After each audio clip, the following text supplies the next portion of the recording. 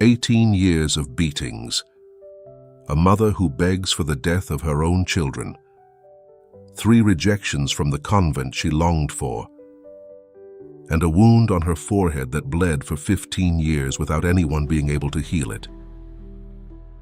Italy, 14th century. The region of Umbria burns under the fire of family vengeance.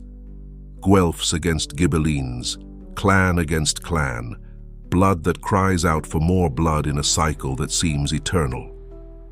In the mountains surrounding the walled city of Cascia, codes of honor are written with daggers, and forgiveness is considered cowardice. Among these rugged hills, the small hamlet of Roccaporena survives clinging to its vineyards and olive groves. Here, women do not choose their husband or their destiny. Here, a father can hand over his 12-year-old daughter to a brutal man, and no one will raise their voice. Here, domestic violence is not a crime, but a custom. It is in this landscape of stone and resentment where, around the year 1381, 2 elderly peasants, Antonio Lotti and Amata Ferri, received the unexpected gift of a daughter. They will name her Margherita, though the world will know her by her diminutive, Rita. A girl destined to prove that the most radiant holiness can bloom in the darkest soil. Little Margherita grows up in a stone house where prayer marks the hours. Her parents, Antonio and Amata, raise her in a simple yet profound faith, aware that this late-born daughter is a gift they must return to God. From a very early age, the girl shows an extraordinary inclination toward the sacred. She builds with her own hands a small altar in a corner of the house, adorning it with wild flowers and tallow candles. There she spends hours conversing with Christ, as one speaks with a close friend. The neighbors of Roccaporena whisper among themselves about this singular creature who prefers the solitude of the oratory to the games of other girls. An ancient tradition holds that, while still a baby, a swarm of white bees hovered around her cradle without causing her any harm, depositing honey on her lips. An omen, they would later say, of the sweetness this woman would extract from the bitterest fruits of existence. Rita's heart yearns for one thing alone: to consecrate herself to God within the walls of the Augustinian monastery of Cascia. She has heard tell of those women who live in perpetual prayer, removed from the violent world that surrounds her, and she dreams of joining them. But in 14th century Umbria, the dreams of peasant girls do not count. Antonio and Amata, now elderly and fearful of dying and leaving her unprotected, make a decision that will mark their daughter's destiny. They promise her in marriage to Paolo Mancini. This man belongs to one of the families entangled in the endless vendettas that bleed the region dry. He is known for his volcanic temperament, his fits of rage, his hand quick to strike. Rita is barely 12 years old when her father seals the agreement. She obeys, as all daughters of her time obey, keeping buried in the depths of her soul that first desire for the cloister that would have to wait decades to be fulfilled. The marriage becomes a daily Calvary. Paolo unleashes upon his young wife all the violence that the era considers a husband's right. He beats her when dinner fails to satisfy him. He humiliates her in front of neighbors and relatives. He terrorizes her with his shouts and threats. Rita learns to read the signs of the storm in her husband's face: a clenched jaw, a furrowed brow, the smell of wine on his breath. She also learns to take refuge in prayer when the fists rain down upon her. Each night, while Paolo sleeps the sleep of drunkards, she kneels in silence and prays not for her own liberation, but for the conversion of her tormentor. 2 sons are born who absorb like sponges their father's example. Rita watches them grow in an atmosphere of hatred and vengeance, fed by the stories of family grievances that Paolo repeats like a sacred litany. 18 years pass this way, 18 years of blows and tears, of heroic patience and love that defies all human logic. Rita does not flee, does not rebel, does not respond to violence with violence. Her strategy is different: the meekness that disarms, the prayer that transforms, the charity that shames the aggressor. Slowly, imperceptibly, something begins to change in Paolo Mancini's heart. Historians cannot pinpoint what happened. Perhaps an illness that made him reflect, perhaps the accumulated weight of years, perhaps simply the mysterious effect of that woman who responded to every blow with forgiveness. What is certain is that the brutal man begins to soften. He starts to treat Rita with something resembling respect. He even reconciles with God, frequents the sacraments, seeks to make peace with old enemies. Rita sees in this conversion the fruit of nearly 2 decades of prayer. For the first time, peace seems possible in that tormented house. But peace, in the Umbria of vendettas, is always a fragile thing, threatened by memories of blood that never fully sleep. Tragedy strikes when least expected. One night of ambush, Paolo Mancini falls murdered by enemies of his clan. The daggers that pierce his body are the belated answer to offenses he himself had committed years before, when violence was his only language. Rita receives her husband's corpse with a grief pierced by a strange gratitude. Paolo has died reconciled with God, having received the sacraments, his soul cleansed of that hatred that had poisoned him for so many years. 18 years of prayers have not been in vain. But while she weeps and forgives, her 2 sons gaze upon their father's body with eyes ablaze with fury. They have grown up hearing the stories of honor and vengeance that Paolo instilled in them since childhood. They know the names of the killers. They know where to find them. And they swear, over the still warm corpse, that their father's blood will be avenged with blood. Rita finds herself trapped between 2 abysses. As a mother, nature dictates that she protect her sons, support them, accompany them, even in their darkest decisions. As a Christian, she knows that vengeance will drag them to eternal damnation, that killing will turn them into everything she has fought against her whole life. Through endless nights, the widow wrestles in prayer with a dilemma no mother should ever face. And then, in an act of faith that shakes Catholic hagiography to its core, Rita raises a plea that seems to spring from madness or from the most radical sanctity. She asks God to take her sons' lives before allowing them to become murderers. It is the prayer of Abraham raising the knife over Isaac, the absolute surrender of one who would rather lose everything than lose her children for eternity. Heaven responds with a terrible silence, and then with illness. Both young men fall ill almost simultaneously. The physicians of Cascia find neither explanation nor remedy.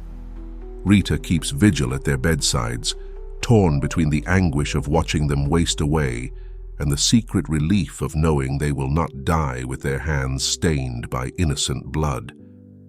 In their final hours, something extraordinary happens. The young men, weakened by fever, begin to hear the words their mother has repeated to them for years. Forgiveness ceases to be cowardice and becomes liberation. One after the other, Paolo Mancini's sons speak the words Rita never dared to hope for. They forgive their father's killers. They die in peace, reconciled with God and with men, free from the poison of hatred that had destroyed so many generations before them. Rita buries them beside Paolo. Within the span of a year, she has lost her husband and both her sons. She is alone in the world, a widow without descendants, nearly 40 years old, with a heart that should be shattered. But in the void of loss, Rita rediscovers that dream of youth her parents forced her to abandon. Now, free from all family ties, she can finally knock on the doors of the Augustinian monastery of Cascia. The answer is an unexpected blow. The nuns reject her. The convent's constitutions forbid admitting widows. Only maidens may take the veil. Rita insists, pleads, explains that her heart always belonged to the cloister. Another rejection. And a third, even more painful. The religious sisters fear that admitting a woman from the Mancini family will bring the vendetta to their walls. As long as enmity exists between the clans, Rita cannot enter. What follows is perhaps the most human miracle of her life. The widow of the violent man, the mother who lost her children, becomes an architect of reconciliation. She goes from house to house, from family to family, begging forgiveness, negotiating peace, reminding everyone that blood spilled only begets more blood. With infinite patience, she manages to bring the feuding families together in a public ceremony of reconciliation. Former enemies embrace, ask each other's forgiveness, swear to lay down their arms. Only then, according to pious tradition, do Saints John the Baptist, Augustine of Hippo, and Nicholas of Tolentino descend one night to transport Rita miraculously into the enclosed cloister. When the nuns find her at dawn, kneeling in the choir, they understand that God Himself has decided her admission. The doors that men closed, heaven has opened.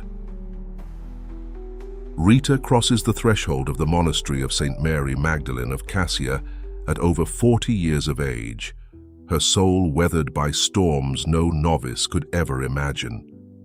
The young women surrounding her have known only the peace of their father's home. She has survived 18 years of fists, the violent death of her husband, the heart-wrenching sacrifice of her sons.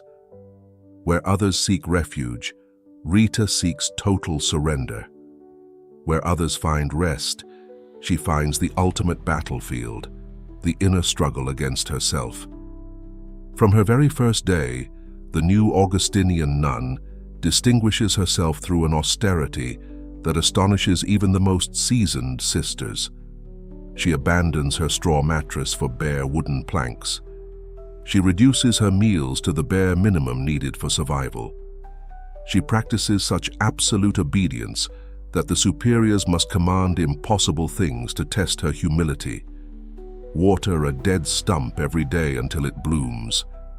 Rita obeys without question, and tradition holds that the lifeless wood sprouted into a vine that still bears grapes in the convent garden to this day. The sisters observe with a mixture of admiration and bewilderment this silent woman who seems to inhabit two worlds simultaneously. During the hours of communal work, Rita fulfills her duties with quiet efficiency. But her eyes betray an absence, as if her spirit wandered through regions the others cannot reach. In the chapel, she remains motionless for hours after the others have withdrawn, immersed in a prayer that seems more dialogue than monologue. The young novices begin seeking her out for counsel. They discover that this former battered wife possesses a wisdom about human suffering that no book can teach. Rita listens, consoles, and always points toward the cross as the source of meaning for all pain. Her cell becomes an informal confessional where the sisters unburden their small daily miseries and leave strangely comforted. Good Friday of the year 1432 marks the definitive turning point in Rita's mystical life. A Franciscan preacher visits the monastery to meditate on the Passion of Christ. His words paint with terrible vividness every detail of Calvary: the lashes that tear flesh, the nails that pierce hands and feet, the crown of thorns that sinks into the sacred brow. Rita listens in growing ecstasy, and something breaks inside her.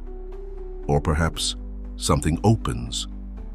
When the sermon ends, While the other nuns disperse, commenting on the friar's eloquence, Rita remains prostrate before the crucifix in the choir. From her lips springs a plea that no sensible person would dare to utter. She asks to participate in the sufferings of her divine spouse, to share even a single drop of that ocean of redemptive suffering. The answer comes like an invisible bolt of lightning. A thorn from Christ's crown, visible only to the eyes of the soul, breaks free and pierces Rita's forehead, opening a wound that bleeds and festers. The pain is excruciating, but Rita receives it as a bridal gift. For the next 15 years, Rita will bear this wound as both stigma and burden. The sore never heals. It constantly oozes a liquid that gives off an unbearable stench, so penetrating that the sisters cannot approach her without nausea. Rita becomes marginalized from community life. She cannot attend the refectory because the smell ruins the others' appetites. She cannot participate in processions because the faithful recoil in horror. Her cell becomes an island of isolation within the cloister. The physicians of Cascia examine the wound and declare their bewilderment. No known infection produces such symptoms, nor does any treatment relieve the affliction. Some suggest cauterization with red-hot iron, but the sore resists every attempt at healing. Rita accepts this new Calvary with the same patience with which she accepted Paolo Mancini's blows. She asks to share the cross, and the cross is never comfortable. Only once, when she wishes to make a pilgrimage to Rome to gain the indulgences of the Jubilee of 1450, does the wound miraculously close, allowing her to travel without causing scandal. Upon returning to Cascia, the sore reappears exactly as before, confirming that its origin does not belong to the natural order of things. Rita's final years unfolded in that cell, transformed into a sanctuary of pain and light. Her body, consumed by decades of voluntary penances and the involuntary torment of the wound, could barely support the weight of the soul dwelling within it. The younger sisters, those who had overcome their initial revulsion at the stench, began visiting her in search of words that only someone who has crossed through every hell can speak. Rita received them with maternal tenderness, she who had lost her own children, and spoke to them of a God who never abandons, not even when abandonment seems absolute. Her fame spread beyond the monastery walls. From Cascia, from Spoleto, from remote villages throughout Umbria, pilgrims arrived hoping to see the nun with the mysterious wound. Some sought miracles for their illnesses. Others counseled to reconcile families torn apart by hatred. Rita attended to all of them while her strength allowed, and when she could no longer rise from her straw mattress, she continued receiving visitors lying down, with the wound gleaming on her forehead like a third eye opened toward heaven. In the early months of the year 1457, it became evident that the end was approaching. Rita was 76 years old, an extraordinary age for her time, and even more so considering the suffering she had endured. Her final illness did not manifest with new symptoms, but rather with the simple exhaustion of a body that had given everything it had to give. The nuns organized shifts to keep vigil over her day and night. They observed something that filled them with wonder. As physical strength abandoned Rita, the wound on her forehead began to transform. The stench that had kept them at a distance for 15 years gradually dissipated, replaced by a fragrance none of them could identify. It smelled of fresh roses, of incense, of something celestial that escaped all earthly description. The wound itself changed in appearance. Where rotting flesh had been, there now appeared a reddish mark that seemed to radiate its own light. The sisters looked at one another without daring to name what they were witnessing. Rita's body was preparing for death by becoming transfigured. One May afternoon, a cousin of Rita's arrived from Roccaporena to say goodbye. The dying woman, her voice barely audible, made a strange request that she go to the garden of the family home and bring her a rose and 2 figs. Her cousin objected that they were still in the season of late frosts, that no rose blooms nor any fig tree bears fruit at this time of year. But Rita insisted with the serenity of one who sees beyond natural laws. The woman set off on her journey back to Rocca Porena without any hope, only to fulfill the last wish of her saintly relative. What she found upon arriving left her speechless with amazement. In the frost-covered garden, a rose bush displayed a single rose perfectly opened, its petals red as blood, fragrant as springtime. Beside it, a bare fig tree held 2 ripe figs, impossible, miraculous. Her cousin cut these gifts from heaven with trembling hands and hurried back to Cascia. When she placed the rose and figs in Rita's hands, the nun smiled with a peace that illuminated the entire cell. She had received confirmation that God accepted her offering, that the sacrifice of an entire lifetime had not been in vain. On the 22nd of May, 1457, while the bells of Cascia rang on their own without any human hand touching them, Rita of Cascia breathed her last. The nuns surrounding her bed beheld a face transfigured by peace, finally freed from all suffering. The wound on her forehead now glowed like a precious jewel, red and luminous, with no trace whatsoever of the putrefaction that had characterized it for 15 years. The scent of roses flooded not only the cell, but the entire monastery, spilling through the streets of Cascia until it reached the neighboring villages. The news spread with the speed of wildfire. The saint has died. The saint of impossible causes has flown to heaven. The townspeople flocked to the convent en masse. The ecclesiastical authorities, aware of the extraordinary nature of the case, ordered that the body not be buried immediately.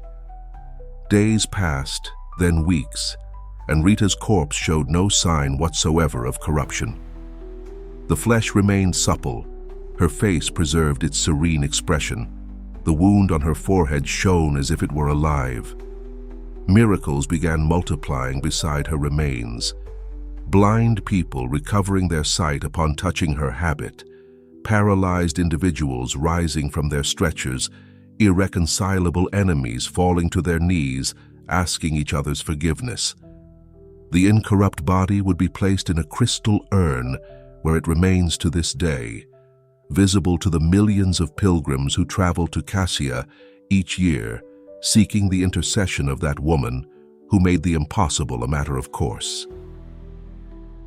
Rita's death did not mark the end of her story, but rather the beginning of a new chapter that would carry her from the humble walls of the Cascia convent to the altars of the Universal Church. The process of official recognition began almost immediately after her passing, driven by popular acclaim and by the miracles that multiplied around her incorrupt body. Testimonies of graces received filled entire volumes. Marriages on the brink of collapse that found reconciliation by invoking her name, terminally ill patients who recovered after touching her relics, humanly unsolvable situations that discovered unexpected paths forward. The people, with that certain intuition that often precedes official pronouncements, began calling her the saint of the impossible, the advocate of desperate causes. It was not an empty title. Those who turned to Rita were precisely those who had exhausted all human hope, those who knocked on her door when every other door had been shut. The path toward formal canonization was long but inexorable. In 1628, Pope Urban VIII declared her blessed after a rigorous process that examined her heroic life and verified numerous miracles attributed to her intercession. Nearly 3 centuries later, on the 13th of May 1900, Pope Leo XIII elevated her to the altars as a saint of the Catholic Church. In the bull of canonization, the pontiff highlighted something extraordinary. Rita had sanctified every state of life a woman could embrace. She was a virgin in her youthful desire for consecration, a faithful wife amid marital brutality, a heroic mother to the point of the supreme sacrifice of her sons, a persevering widow who did not surrender to rejection, a devoted religious who sealed her union with Christ through the stigma of the thorn.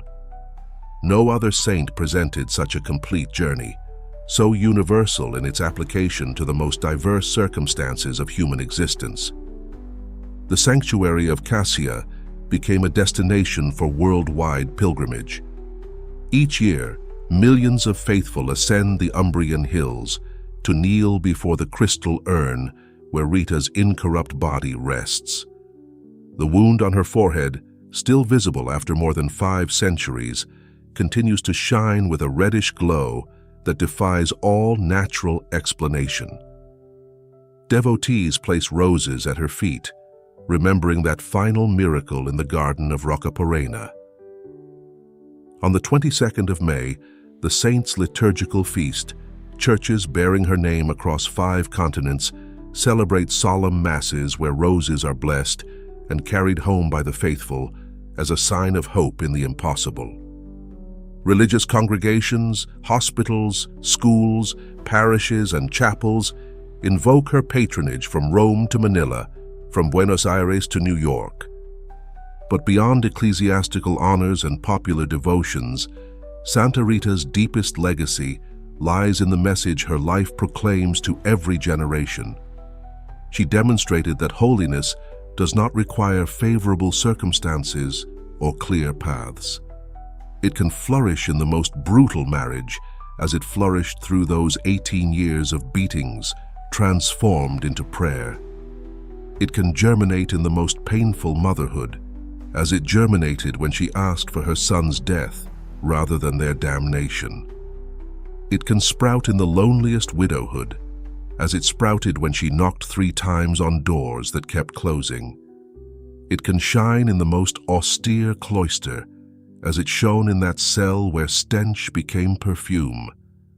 Rita is the patron of those who suffer domestic violence because she suffered it and conquered it with love. She is the intercessor for broken families because she reconciled clans that had hated each other for generations. She is the hope of those facing situations with no way out, because her entire life was a rosary of impossibilities that God made possible. In a world where suffering often seems absurd and peace an unattainable utopia, Santa Rita of Cascia remains a luminous witness that no thorn lacks its rose, no cross lacks its resurrection, no winter of the soul lacks its spring. We now contemplate the mystery of an existence where every wound became a window to the eternal. Rita did not choose her crosses. She did not choose the violent husband, nor the death of her children, nor the convent's rejection, nor the wound that isolated her from the world.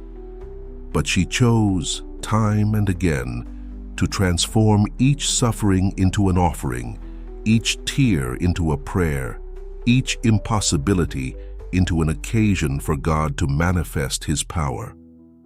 In our time, where so many hearts bleed from similar wounds, shattered marriages, lost children, closed doors, loneliness that seems eternal, Rita remains a beacon of radical hope. She does not promise that pain will disappear, but something infinitely more valuable, that no pain is void of meaning when placed in the hands of the crucified. The rose that bloomed in the winter of Roccaporena continues to bloom today in every soul that dares to believe when all human hope has been extinguished. May her example teach us to forgive the unforgivable, to hope for the impossible, and to discover that in the heart of every thorn beats, hidden, the promise of an eternal rose. Saint Rita of Cascia, religious and advocate of impossible causes, pray for us.